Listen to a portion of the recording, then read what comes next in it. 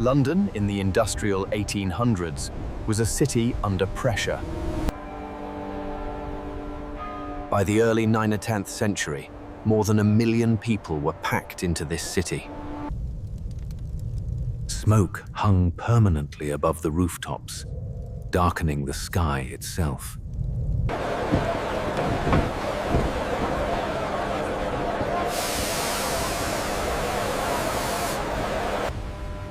At its heart flowed the Thames, the artery that kept industrial London alive. By the early 1800s, the Thames was no longer a river.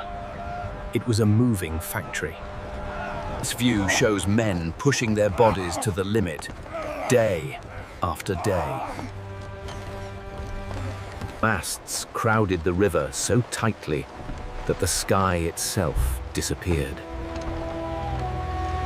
Faith still stood here, but industry now towered over everything. On these waters, a single mistake could kill dozens in seconds. Here, the open river gave way to walls, rules, and control. Cargo moved without pause, under dim light and constant urgency. Every man here was watched. Every delay was remembered. One spark here could destroy everything in minutes. Stopping was never an option. The city demanded constant motion. Industry no longer sat at the edges of London. It moved in among the people. Every morning, adult workers passed through these gates, bound by the clock. Inside, iron and motion replaced silence and space.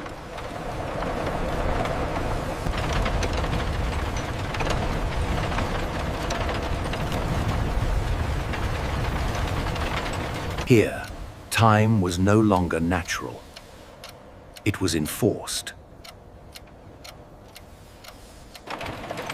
Factories demanded constant attention, placing human bodies close to iron and motion. The space between iron and human bodies was often measured in inches.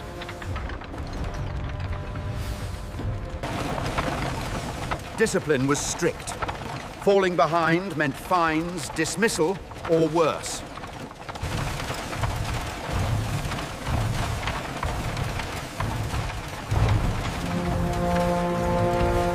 For many, there was no escape.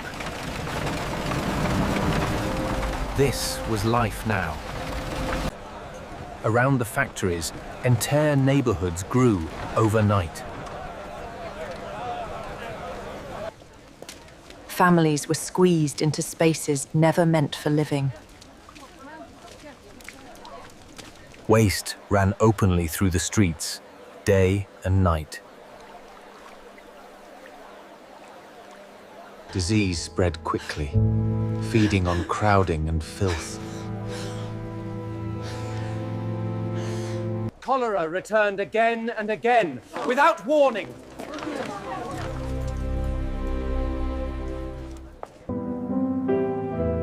Many children were left to survive on their own.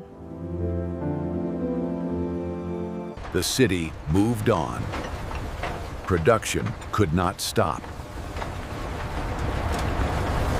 Night offered little relief from the day. Tomorrow would look exactly the same. Eventually, the scale of suffering could no longer be ignored.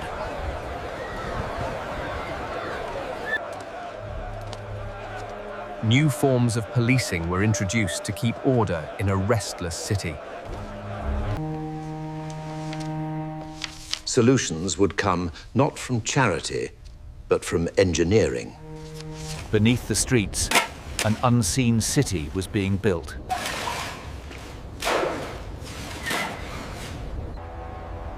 In the summer of 1858, the river itself became unbearable.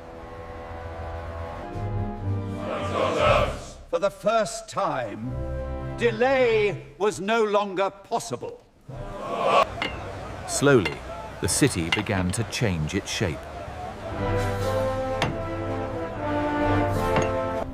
Conditions improved, slowly, unevenly, but permanently.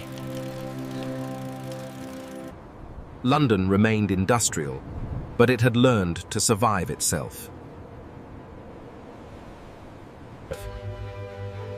London did not become modern overnight. It was shaped slowly, painfully, by smoke